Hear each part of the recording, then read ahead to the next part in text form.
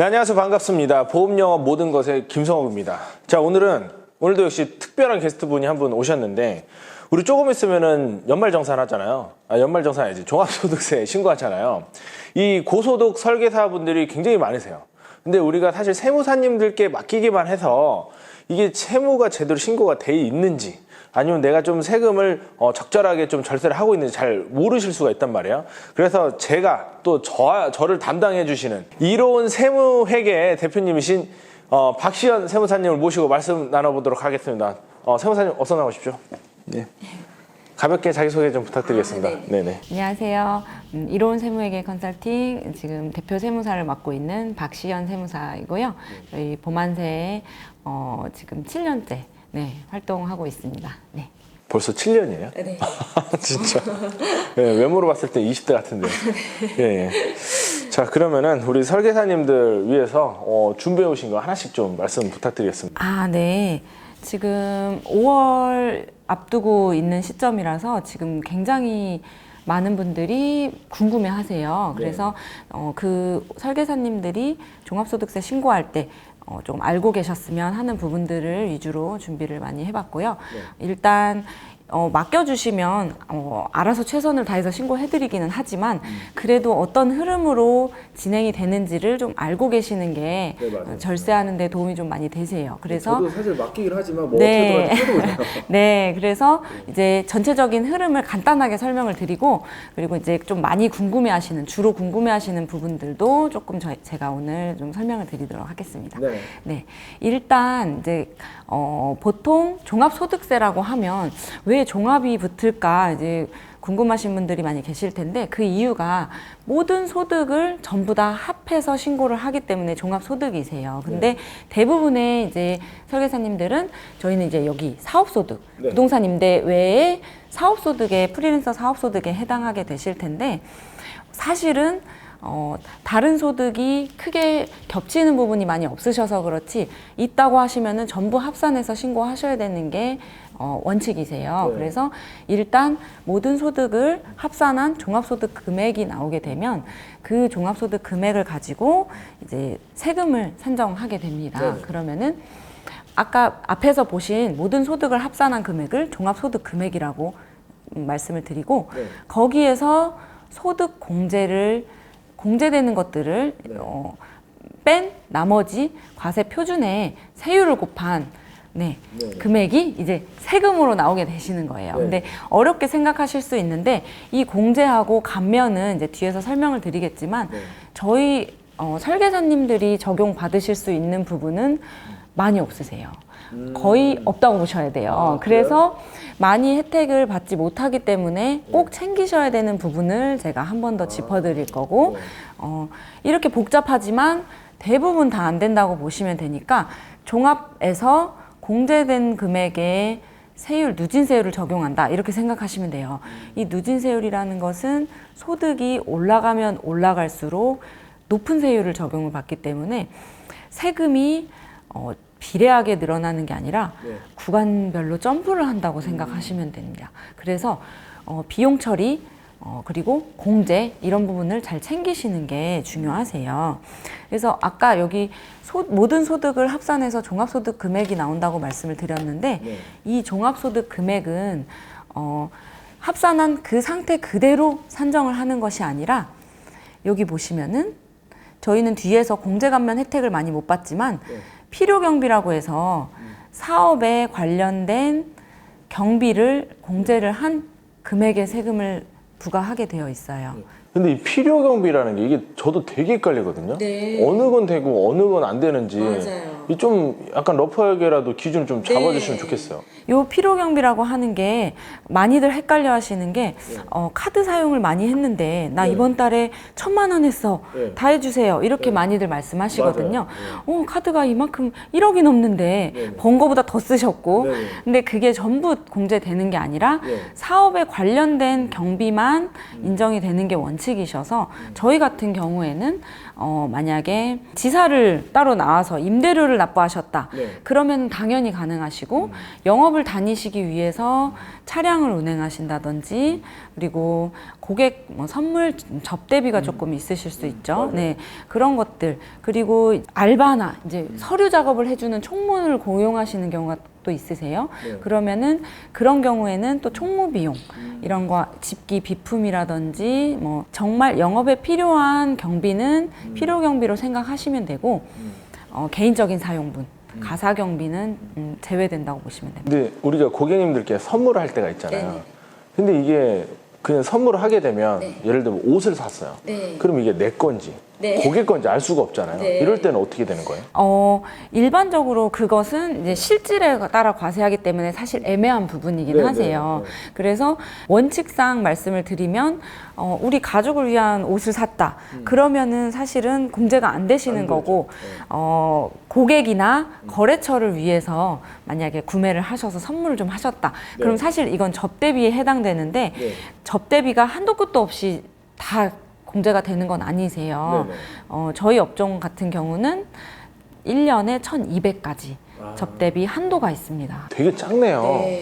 그래서 어차피 1,200을 넘어가는 비용은 공제가 좀 어렵다고 보셔야 돼요.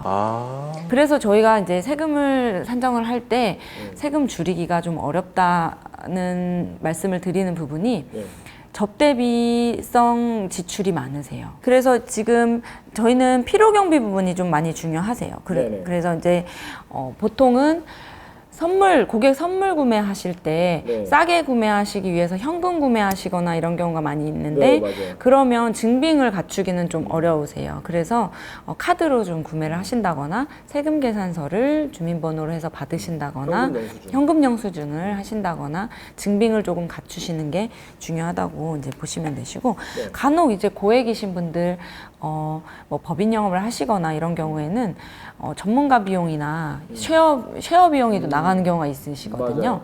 그런 경우에도 좀 증빙을 갖추시고 소득 신고를 좀 하셔가지고 비용으로 좀 준비를 해 놓으시는 게 나중에 절세하실 때 도움이 많이 되십니다. 그래서 이렇게 산정이 된 금액에서 공제받을 것이 많이 없다고 이제 말씀을 드렸는데 그렇기 때문에 저희가 공제 받을 수 있는 부분은 최대한 챙기셔야 되는 게 인적 공제 부분이 좀 차이가 좀 꽤 많이 나세요. 그래서 인적 공제라고 하면 보통 다들 알고는 계실 거예요. 부양가족이 많으면 세금이 줄어든다. 요렇게는 알고 계시는데 우리 그러면 남편 소득 별로 없는데 되나요? 조금밖에 못 버는데 되나요? 이런 거 많이 질문을 하시거든요. 근데 기준은 굉장히 사실 생각보다 낮습니다. 네, 그래서 기본 공제 예를 들어 배우자분이 사모님이나 이제 남편분이 소득이 얼마까지 있어야 공제가 가능한지 이제 궁금하실 텐데 연간 하셨을 때 소득 금액으로 따지면은 합산된 소득 금액이 100만 원 이하. 그리고 그리고 어떻게 100만 원 이하로 벌어요? 총 급여가 500만 원. 그러니까 뭐 근로소득 있다 그러면은 500만 원. 그 이하여야 되니까 소득이 거의 없으셔야 된다고 보시면 돼요. 큰 의미가 없는 것 같은데 이거. 그래서 이걸 많이 궁금해하세요. 조금밖에 없는데, 많이 못 버는데 가능하지 않냐라고 많이 하시는데 기준은 이렇게 되어 있어요. 500에서 조금만 넘어가면 어떻게 돼요? 500이 넘어가면 부양가족이 안 되시는 거예요. 502만 원 벌었어요. 안 되시죠. 네. 차라리 500만 원 벌기 낫겠네. 안 되세요. 그리고 이제 직계 존속이라고 하면 이제 부모님 그리고 장인 장모님이나 시부모님이라고 생각하시면 되는데 나이 요건은 60세 이상이세요. 60세 이상이 되셔야 가능하시고 60세 이상이면서 소득이 있다. 그러면 안 되시는 거예요. 소득은 아까 말씀드린 것처럼 동일하세요. 소득 금액 100만 원 이하 또는 급여 500만 원 이하. 그래서 직계 존속은 60세 이상이시면서 소득이 없으셔야 되고 형제 자매 같은 경우는 20세 이하 60세 이상이시면서 소득이 요건에 해당이 되셔야 되는데 형제 자매 같은 경우는 조금 차이점이라고 하면 주민등록등본상 동거인이셔야 돼요. 네, 동거 요건이 사실 배우자나 직계 존속 같은 경우는 동거 요건을 크게 신경 안 쓰셔도 되는 게 원래 부모님하고도 동거를 하셔야 부양가족이 되는 게 원칙이지만 거주 특성상 별거를 하고 있는 경우에 인정이 됩니다. 네, 거주 형편상 뭐 따로 세대가 분리되어 있다 하더라도 실제 형제자매들이 공제를 안 받고 계시고 소득이 없는 부양가족이 맞다 그러시면은 공제가 가능하신데 형제자매 같은 경우는 소득이 없고 20세 이하거나 60세 이상이셔도 반드시 동거를 하셔야만 공제가 가능하세요. 네, 그리고 자녀 같은 경우는 만 20세 이하. 네. 일을 안 하고 있어도. 그렇죠. 일을 안 하고 소득이 없어도 이제 성인이 되면 공제는 받으실 수 없어요. 네. 그렇게 생각하시면 되고 동거 요건은 형제 자매만 있다 이렇게 생각하시면 됩니다. 그래서 지금 이 요건을 충족하는 경우에 한 명당 150만 원 공제 금액이 들어가요. 그래서 모든 소득을 합산한 다음에 경비도 전부 다 뺀 나머지 금액에서 요 금액이 예를 들어 2천만 원이었다. 네. 그러면은 2천만 원에 원래는 세금 산정이 되시잖아요. 네네. 근데 요 공제 금액을 뺀 만약에 부양가족이 굉장히 많으셔서 시부모님의 남편 그리고 자녀 해가지고 막 7, 8분 되신다. 네. 그러면은 원래는 이 종합소득 금액이 2천만 원이었다. 네. 그런데 한 1,000만 원 빠지게 돼서 1,000만 원의 세금 계산이 되는 네, 절사 효과가 있을 수 있습니다. 요즘에는 사실 부양가족이 많지 않으신 게 일반적이긴 하신데 있는 경우에는 반드시 챙기셔야 되고 여기 기본 공제 대상이 되는 부양가족이 많으신 경우에는 추가 공제 되는 부분도 있는지 살펴보셔야 되는데 만약에 아까 말씀드렸던 부모님이 네. 75세셨다 그러면은 네. 그리고 소득이 없으셨다 그런 경우에 60세 이상이시니까 소득이 없으시면 공제가 150만 원 공제가 되시고 75세이시니까 경로 우대까지 추가로 100만 원이 더 들어가게 돼요. 네. 그러면은 어머님 한 분이 250 이렇게 되시는 거죠. 우리가 연봉 한 1억 넘는 사람 많잖아요, 설계사님이. 네네. 근데 100만 원 이런 거 큰 의미가 없는 것 같은데. 그래서 사실은 부양가족이 많은 경우에 좀 혜택이 되실 수 있고 지금 소득이 더 높을수록 뭐 몇 억, 막 3억 이렇게 되신다 하시면은 일단 경비 먼저 빠짐없이 챙기시고 그 다음에 공제를 이제 넣으셔야 돼요. 근데 요게 이제 고소득이신 분들은 아까 방금 말씀하신 것처럼 소득이 너무 높아서 100만 원, 150만 원 크게 의미가 없다 이렇게 생각하실 수 있는데 대신에 세율 구간이 높으세요. 네, 소득이 높으시기 때문에 네. 세율 구간이 막 35%, 38% 이렇게 네. 넘어가시는 분들 많이 계시거든요. 네. 그러면은 1,000만 원 정도만 만약에 부양가족으로 넣었다 하시면은 세금적으로 350, 380 이렇게 절세 가능하신 거예요. 적은 금액은 아니세요. 네네.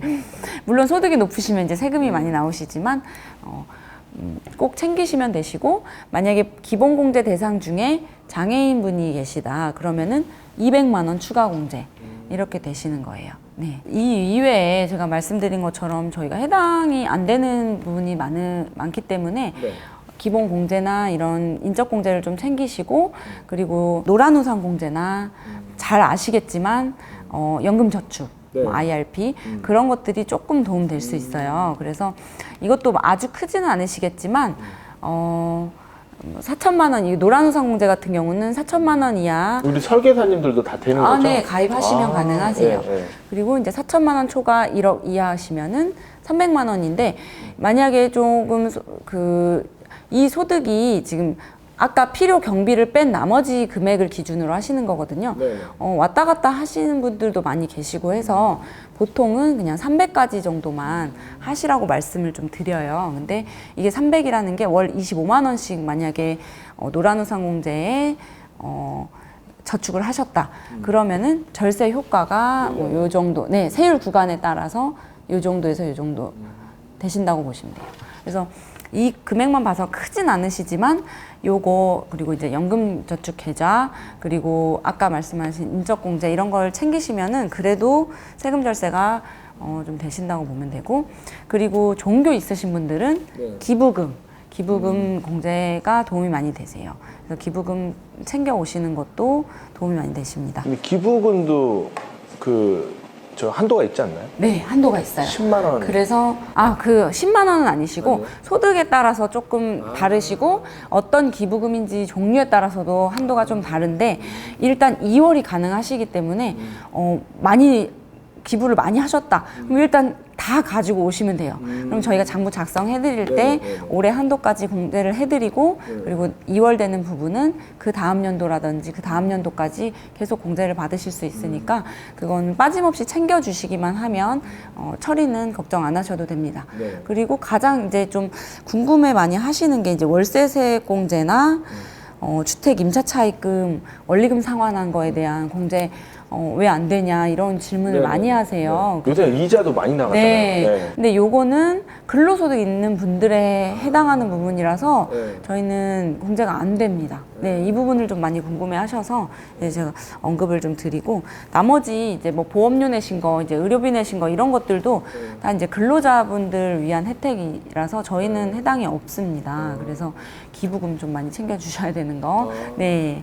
말씀을 드리고 경비 같은 경우도 아까 제가 가장 중요한 게 이제 필요 경비라고 말씀을 드린 것처럼 경비 사용하셨는데 증빙이 없어서 처리를 못하는 경우가 없게끔 경비를 좀 많이 챙겨주시는 게. 우리는 현금 쓰면 안 되겠네요. 그렇죠. 근데 현금 쓰신 것도 원래는 이제 뭐 이체 내역이 있거나 하시면 다 이제 실질이 원칙이기 때문에 다 넣어서 신고하시고 많이 그렇게들 예전에는 많이 하셨었는데 아시겠지만 점점 갈수록 요건이 굉장히 까다로워지고 세무서에서도 증빙을 요구를 많이 하기 때문에 갖추고 계시는 것이 당연히 중요하다고 생각하시면 됩니다. 우리 설계사님들이 자동차를 없었던 분이 구입하시거나 있었던 분이 새로 구입할 때 있잖아요.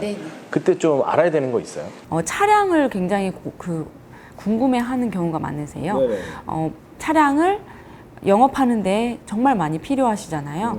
그래서 요것은 당연히 필요 경비에 넣어서 신고를 하셔야 되는 부분인데 구매를 하는 경우랑 리스, 렌탈을 하는 경우 어떻게 다른지에 대해서 많이 궁금해 하세요.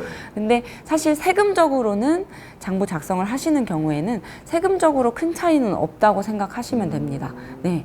다 비용 처리가 가능하세요. 근데 보통 리스 렌탈을 하면 조금 뭐 비용 처리가 많이 된다. 이거는 사실 그만큼 이자 비용이나 이런 게 또 많이 붙는 부분도 있고, 그리고 리스 렌탈 같은 경우는 비싼 차량 같은 경우에도 금액을 좀 조정해서 타실 수 있다 보니까 그런 부분에서 용이하지 않을까라고 이제 그 리스 렌탈 하시는 분들은 이제 어필을 많이 하시는데 실제로 세법상 비용 처리되는 금액을 보시면은 1년에 차량 가액으로는 800만 원까지 공제 가능하시고 나머지 기타 부대 비용, 유지비, 그리고 수리비, 유류비 이런 거 합해서 700만 원 해서 총 합 1,500까지 한도로 공제가 되는데 만약에 4천만 원짜리 차를 사셨다 그러면은 800만 원씩 5년간 비용 처리가 되시는 거예요. 구매를 하시면.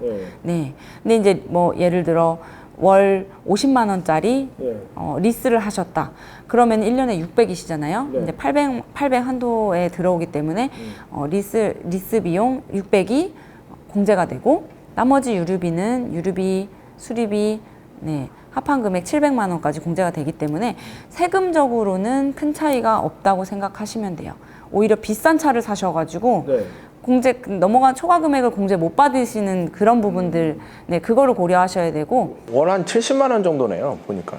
그죠? 60. 그 넘어가면 안 되는 거네요. 네, 65만 원, 뭐 이 정도 넘어가시면 비용 처리는 안 되세요. 안 된다고 생각하시면 되고 디테일에 처리상의 그 부분은 있을 수 있는데 세금적인 큰 차이는 없다고 생각하시면 됩니다. 이거는 상황에 맞게, 그 상품에 맞게 선택을 하시면 되는 부분이시고, 다만 그건 있을 수 있어요. 구매를 하시거나 아니면은 리스 렌탈을 하시는 경우에 이게 차량이 누구 소유로 잡히는지에 따라서 건강보험료, 만약에 지역가입자라고 하면은 건강보험료의 영향은 있을 수 있어요. 네. 그 부분은 이제 세금적인 부분은 아니셔서 그 부분을 건보료가 너무 많이 나오는데 이 차량을 내가 얼마짜리 샀을 때 점수가 얼마가 올라서 얼마가 더 나올지 그거에 대해서는 한번 그 고려를 해보시는 게 좋긴 하세요. 근데 이거는 개인의 재산 상태에 따라 다른 거라서 저희가 조회가 안 돼요. 네. 그렇구나. 네. 뭐 차량, 뭐 집이나 재산이 좀 많으시거나 그런 경우에 좀 오를 수 있어요. 네. 알겠습니다. 네.